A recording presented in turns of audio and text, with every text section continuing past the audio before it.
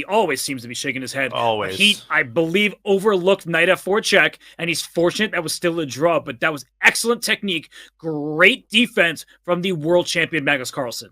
Well, in the words of Capablanca, good players are always lucky. Magnus always seems to have, Maxime seems to always have the shorter end of the stick in these time scrambles. And that was a big, big chance for the freshman. He is a freshman. He's also a Frenchman to cut into the lead. And as it stands, Carlsen keeps a 4-point advantage. And another English. Carlsen says, I like that idea. I thought you were going Bill Walton on me for a second, the Conference of Champions, just give me everything we can handle here. But in all seriousness, that was an amazing display of defense from Magnus. But Maxime is showing he's going to put up a fight. He is not just going to roll over because he's down 4 points in this match. And Magnus taking one out of Maxime's book, playing C4 systems, English systems, and enjoying a spatial advantage with B4 to come. And you can't map out a strategy that's going to allow you to beat Magnus. All you can do is try to get complicated positions in every game. By the way, B5 and knight H4 looks like an interesting way to try to secure the bishop pair. Maybe there are tactics there with bishop H3. We'll get to it in a second. You just got to get those types of positions every single game, and maybe some of them are going to go your way. Now, E4, a very committal decision by Magnus. Help me make sense of this position. Who's better and why? White definitely is better because white controls the pawn breaks. Because where's black's activity? Where are you going to spring free your pieces? The knight on a5 is offside. White can even play bishop d2. He goes bishop b2, but I was going to say, you can play bishop d2, move your knight, play a4, just claim a space advantage on the queen side. But e6 takes away the d5 square, as you're indicating. So now it's coming up with an actual plan, as black might strike with d5. Yeah, you like to say that the side which controls the pawn breaks holds the positional advantage. White was holding the pawn breaks. Now, with d5 on the horizon, White's pawn structure is really, really flimsy. If d5 breaks up this pawn chain, Robert, White's going to be riddled with pawn weaknesses as a result. Magnus has to do something pronto, and he plays calmly. Queen c2. Maybe the e5 square for your knight, it looks threatening, but don't forget about the knight on a5, because if you could play knight e5 to c6, you would have just won on the spot. But the knight on a5 covered, as you point out, knight e2, we're getting into a King's Indian attack style position, right? Where white's going to go h4, bring that knight from c3 to the king side, and black's frozen. This is phenomenal decision-making by Magnus. He doesn't panic. He doesn't do anything crazy. He just takes the sting out of the move d5. He realizes that what that move really accomplishes is it puts pressure on c4. So he says, hey, I'm going to put my queen on c2 so that it defends the pawn.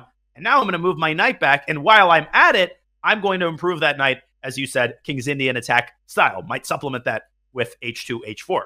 It's amazing to me that a6 is like some kind of huge mistake. It was minus 0.4 or something, and now it's plus 0.4. What is the difference in what black's follow-up is going to be? Perhaps opening the A file was a big mistake. You pointed the B6 pawn, but if the A file opens up, well, then the rook goes to A1 and bishop to C3. So you are absolutely right.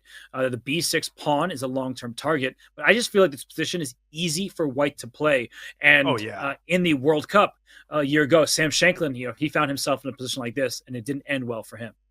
It did not, and White's got a bunch of easy moves, as you're saying. You could get checkmated here. Knight e2 to g1, and Carlsen, for the second game in a row, makes a move to undevelop his knight. And what a move it is, Robert. The knights are now connected, and you can play rook e4 and try to extend your dominance over the center. And f3 is defended. He brings the rook to e4. There's some tactical shot somewhere. Otherwise, knight e8 to d6, but then queen e2 protects the knight on f3 another time. But there's a feeling that White's pieces here are not very stable. They look very nice, but you have to watch for knight takes c4. You have to watch for these maneuvers. But I don't see anything concrete for MVL as of yet. Nor do I. So Maxime, he sells a little bit of a lead in the clock. It immediately goes to what is happening?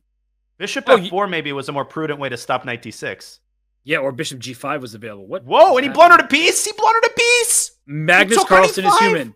He's human. He just blundered a piece. Maxime caused problems in the F-file and the diagonal. And look at Magnus sitting back in his chair. He does not look happy. And Maxime is simply up a piece. You better win this game if you're Maxime. You have to win this. You are morally obligated to exploit the gifts that the world champion gives you, because he is not going to give you that many of them. He might give you one the entire match. But look at the eval bar. It's a piece ahead for black. Wait a minute. Queen F3. Queen F3. Oh, queen f3, but it's a threat now. Queen e8 is a huge threat. Oh my goodness. This ain't over. Rook F4, No all way. the activity for white, but Rook E8, good move. Oh, Magnus still holding on, though. He needs his king off of G2. If he has any chance in this game, his king needs to get off and play knight G5. Phenomenal move by MVL, using the queen side to his advantage and bringing the knight potentially over to D2 to strain the knight on F3. Yeah, where's the bishop going? Bishop B2. Ugh. Rook takes F6. Okay. You can just take. Oh, he took that way. I thought he was going to take it at knight D3. It's just winning. Well, is it? Or is it? The B5 pawn is awfully impressive. The knight now stuck in place. You don't want to drop C5 and give white 2 passers. And let's not forget that white is up a pawn on the king side. So essentially 1 pawn for a bishop. The bishop not very helpful right now. And the B pawn, can it go up the board? Oh my god. And white is just attacking. And not only is the bishop not helpful, Robert, it's also harmful. It's creating problems with the back rank. Magnus picks up another pawn, and he's going to restrain black's passer with knight e4. He might not even be that much worse here. He might even win this game. Like, if his pawns get rolling. No. Don't you speak that language. I'm just looking at this. You're absolutely right. It reminds me of the match yesterday between Nihal and Nakamura, where Hikaru was in trouble, and then suddenly the advantage went from +4 to +2 to +1, and then when you allow your opponent back in the game, bad things happen. And you can't take on B5 because of the perpetual Rook D8, and the knight toggles between G5 and F7. That is absurd. So Rook B5 is immediately a draw by repetition, and I don't think that Maxime is going to win this game anymore. Rook D5. You actually could lose it. I'm going to co-sign your point. As long as white keeps the pawn on B5 alive, the knight has the anchor spot on G5. It's so easy to miss a fork here. It's easy to let the B pawn slip by. Obviously, Maxime shouldn't lose this. He might even still win, but it's basically a 3-result game at this point. It is indeed. And now Rook D6 comes to mind as an option. Just to go after the G6 pawn. He goes knight E4 back. Why change anything? And if you swap knight for bishop, maybe that's where black has some chances. So that's why Magnus keeping his knight on the board.